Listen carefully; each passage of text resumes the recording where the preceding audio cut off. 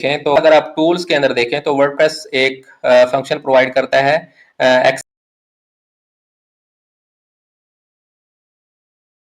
Export personal data. ठीक है, इस टैब को इस्तेमाल करके जो साइट का एडमिन है वो किसी भी यूजर का यूजर नेम और ईमेल एड्रेस एंटर करता है और वो एक सेंड रिक्वेस्ट के बटन पे क्लिक करता है। तो इस यूजर का जो इसने यहाँ पे मेंशन किया होगा, इस यूजर का जितना भी डेटा होता है वो अगर आप इस चेक बॉक्स को क्लिक करेंगे तो उसका डेटा जो है वो कंफर्मेशन के लिए उसको ईमेल चली जाएगी और वहां से कंफर्मेशन के बाद वो अपने पर्सनल डेटा को डाउनलोड कर सकता है। या क्या हो सकता है कि यूजर जो है वो यहाँ पे जब सेंड रिक्वेस्ट करता है तो वो यहाँ से यूजर के डेटा को डाउनलोड कर सकता है और उसकी ईमेल पे मैनुअली भी सेंड कर सकता है। तो अब बाय डिफॉल्ट जब आप यूजर का डेटा डाउनलोड करेंगे तो वो वही डेटा डाउनलोड होगा जो डिफॉल्ट वर्डप्रेस प्रोवाइड करता है। अब लेट्स से कि आपका जो प्लगइन है वो यूजर से कुछ एक्स्ट्रा इंफॉर्मेशन भी अपने प्लगइन के जरिए कलेक्ट कर रहा है। तो अब आपने क्या करना है कि जब ये वाला यूजर का डेटा एक्सपोर्ट हो तो आपने अपने प्लगइन वाला डेटा भी इस एक्सपोर्ट के अंदर इंक्लूड करवाना है। ठीक है, तो अभी फिलहाल हमने एक एग्जांपल जो है ये डेटा एक्सपोर्ट किया है। तो इस डेटा को जब हम डाउनलोड करते हैं तो इस तरह हमें एक जिप फाइल जो है वो डाउनलोड होती है। अब इस जिप फाइल को अगर हम एक्सपोर्ट करें तो उसके अंदर एक .html फाइल होती है, उसके अंदर वो यूजर का सारा डेटा जो है वो ग्रुप्ड फॉर्म के अंदर होता है। तो उस फाइल को हम ओपन करके देखते हैं। तो अब अगर आप इस फाइल को व्यू करें तो इस फॉर्म के अंदर यूजर को अपना सारा डेटा जो है वो डिस्प्ले होता है। ठीक है, तो अब हमने क्या करना है कि अगर आपको याद हो तो हमने एक वीडियो के अंदर यूजर के जो प्रोफाइल है उसके ऊपर एक एक्स्ट्रा इंफॉर्मेशन भी ऐड की थी, एक एक्स्ट्रा इनपुट फील्ड ऐड की थी जिसके जरिए हम यूजर की बर्थडे गेट कर रहे थे। ठीक है, तो अगर अभी आप इस यूजर का डेटा व्यू करें तो इस यूजर की इंफॉर्मेशन के अंदर वो बर्थडे की इंफॉर्मेशन एडेड नहीं है। क्यों एडेड नहीं है? क्योंकि ये इंफॉर्मेशन आपके प्लगइन ने ऐड की है। ठीक है, यहाँ पे जो इंफॉर्मेशन डिस्प्ले हो रही है वो वर्डप्रेस की डिफॉल्ट इंफॉर्मेशन है जो वर्डप्रेस एक्सपोर्ट करता है। अब चूंकि ये इंफॉर्मेशन जो यूजर से आप कलेक्ट कर रहे हैं ये आपके प्लगइन ने ऐड की है, तो अब ये आपकी as a plugin developer responsibility है कि जब यूजर का डेटा एक्सपोर्ट हो तो आपने ये इंफॉर्मेशन भी उसके अंदर ऐड करनी है ताकि यूजर को इस इंफॉर्मेशन का भी ताकि यूजर जो है वो इस इंफॉर्मेशन को भी डाउनलोड कर सके और व्यू कर सके। तो अब हम अपने प्लगइन के जरिए इस इंफॉर्मेशन को भी इस एक्सपोर्ट की फाइल के अंदर ऐड करवाएंगे। तो वो हम किस तरह से ऐड करते हैं तो वो हम इस टॉपिक के अंदर देखेंगे। तो सबसे पहले तो हम वो अपना हैंडलर फंक्शन ऐड करेंगे जिसके अंदर हम अपने उस यूजर की बर्थडे की इंफॉर्मेशन को गेट करेंगे और उसको एक्सपोर्ट करवाएंगे। तो वो हैंडलर फंक्शन हमारा ये वाला है, इसको हम इस कोड को कॉपी कर लेंगे। तो कोड को हमने कॉपी कर लिया और फिर ये जो एक्सपोर्ट करवाना है हमने डेटा ये चूंकि हमने बैक एंड से इसको एक्सपोर्ट करवाना है तो इसको आप कॉमन के अंदर भी ऐड कर सकते हैं या आप जस्ट इसको स्पेसिफिकली एडमिन डैशकोर के अंदर ऐड कर सकते हैं। तो एडमिन डैशकोर के अंदर इसको हम ऐड करके देखते हैं।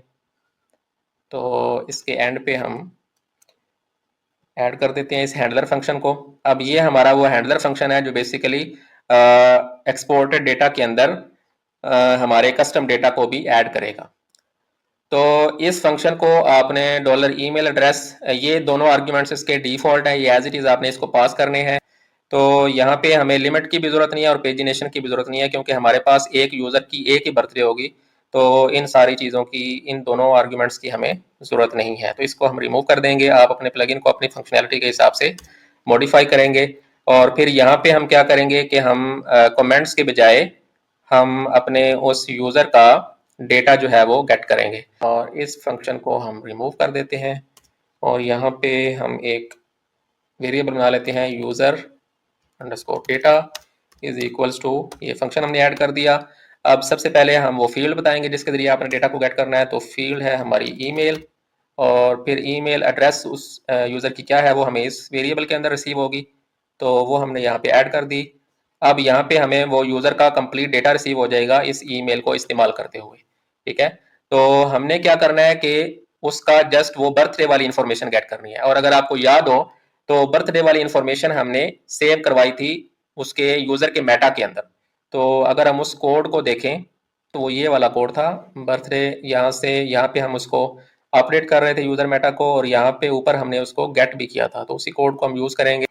तो यहाँ पे आप देखें हमने इस फंक्शन के जरिए हमने यूजर की आईडी पास की थी, और इस मेटा के अंदर हमने इसकी वैल्यू को सेव किया था। तो इस फंक्शन को हम कॉपी कर लेंगे,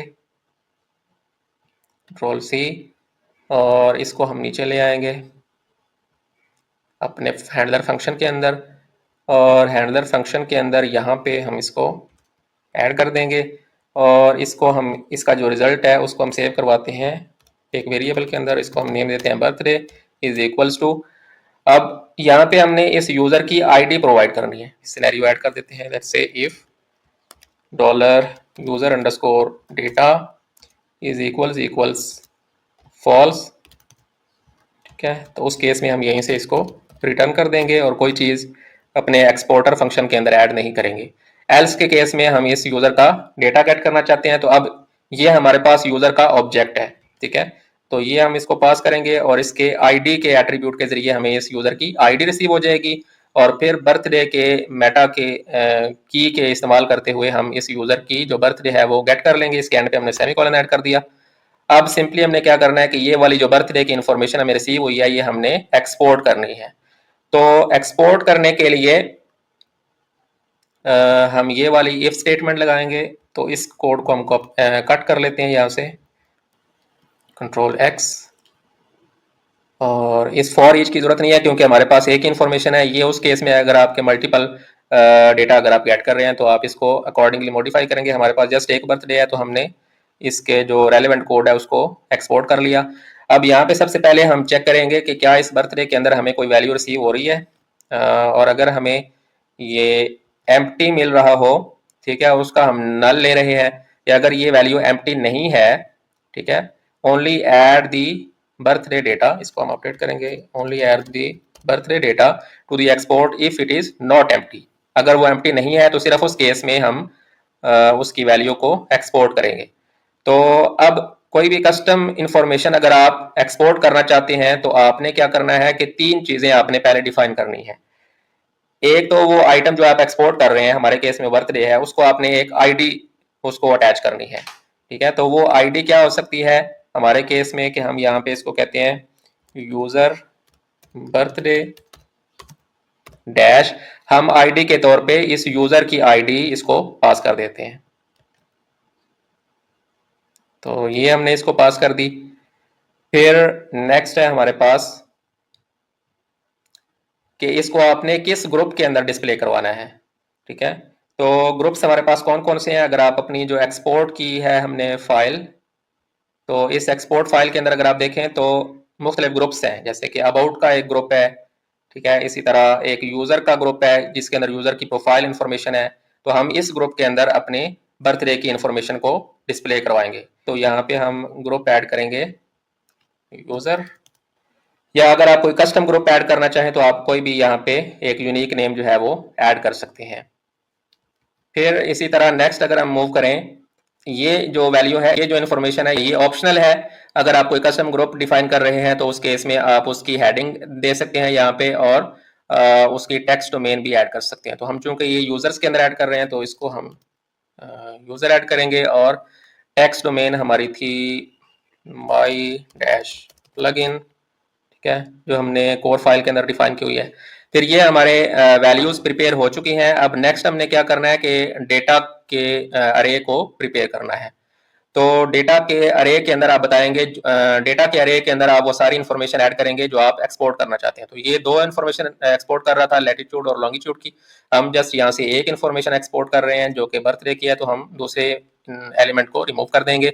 और फिर इसके अंदर आप दो चीजें बताते हैं, एक तो उसका नेम जो कि वहां पे डिस्प्ले होगा इस टेबल के अंदर, यहाँ पे ये जो आपका नेम डिस्प्ले हो रहा है, ठीक है, और फिर उसकी एक वैल्यू होगी जो आप उसको डिस्प्ले करवाएंगे। तो हम इसको नेम देते हैं यूजर बर्थडे, और यहाँ पे फिर उसी तरह आपकी टेक्स्ट डोमेन आ जाएगी माई डैश प्लगइन, डॉलर लैटिट्यूड की जगह पे डॉलर बर्थडे आ जाएगा, और ये हमारा डेटा जो है वो प्रिपेयर हो चुका है। और फिर आप क्या करते हैं कि जो आपकी एक्सपोर्ट प्रिपेयर होगी, एक्सपोर्ट के अंदर आप सिंपली एक आइटम ऐड कर रहे हैं। वो जो अरे है उसके अंदर आप ग्रुप आईडी बता रहे हैं। ग्रुप आईडी हमारे केस में क्या होगी, ग्रुप आईडी है यूजर, ठीक है। और फिर ग्रुप का लेबल हमने क्या डिफाइन किया हुआ है, यूजर। और आइटम आईडी, आइटम आईडी क्या होगी, आइटम आईडी जो हमने यहाँ पे स्टार्ट में इसको दे दी वो आ जाएगी यहाँ पे। और फिर उसके बाद जो डेटा हमने इसको डिस्प्ले करवाना है। तो इस तरह से हमने इसका हैंडलर फंक्शन जो है वो प्रिपेयर कर लिया। तो ये जो पैरामीटर है डन का, ये आप उस केस में यूज करते हैं अगर आप जो इन्फॉर्मेशन एक्सपोर्ट कर रहे हैं क्या वो पेजिनेटेड इन्फॉर्मेशन है, ठीक है। तो हमारे केस में ऐसा कोई सिनेरियो नहीं है, हमारे पास एक ही इन्फॉर्मेशन है जो हम इसको एक्सपोर्ट कर रहे हैं। तो हम सिंपली इसको क्या कर देते हैं, इसको जीरो कर देते हैं। जीरो मीन्स के ये कंप्लीटली डन हो चुका है और नेक्स्ट हमें कोई वैल्यू जो है मजीद एक्सपोर्ट करने की जरूरत नहीं है। तो इसको हम कर देते हैं सेव। तो ये हमारा वो हैंडलर फंक्शन है जो हमने प्रिपेयर कर लिया। अब नेक्स्ट हमने क्या करना है कि हमने उस प्रॉपर हुक को कॉल करना है जिसके जरिए हमारा डेटा जो है वो कस्टम डेटा उस एक्सपोर्ट के फाइल के अंदर ऐड होगा। तो उसके लिए जो हमारे पास फिल्टर है वो फिल्टर की हुक का कोड जो है वो हम कॉपी कर लेते हैं और इसको हम यहाँ पे एंड पे ऐड कर देंगे। अब ये फिल्टर हुक क्या करेगी कि ये वो फिल्टर हुक है जो वर्डप्रेस प्रोवाइड करता है अगर आप जो डेटा एक्सपोर्ट कर रहे हैं उसके अंदर कोई कस्टम इंफॉर्मेशन ऐड करना चाह रहे हैं। ये हमारा हैंडलर फंक्शन था, इसका भी नेम हम चेंज कर देते हैं। और ये हमारा फिल्टर हुक का कॉल बैक फंक्शन है, इसका नेम भी हम मॉडिफाई कर देते हैं। और फिर एक्सपोर्टर के अंदर आप सबसे पहले अपने प्लगइन की स्लग बताते हैं। तो हमारे प्लगइन की स्लग है माई डैश प्लगइन। और फिर इसके अंदर आप एक्सपोर्टर फ्रेंडली नेम यहाँ पे आप मेंशन कर सकते हैं। तो हम इसको नेम देते हैं लेट्स से माई प्लगइन बर्थडे इन्फो, ठीक है। या जस्ट आप माई प्लगइन ऐड कर सकते हैं। फिर यहाँ पे आपकी टेक्स्ट डोमेन आ जाएगी, टेक्स्ट डोमेन हमारी है माई डैश प्लगइन। और फिर नेक्स्ट आप बताएंगे आपका वो कॉल बैक फंक्शन जो एक्चुअली आपके इस डेटा को एक्सपोर्ट कर रहा है।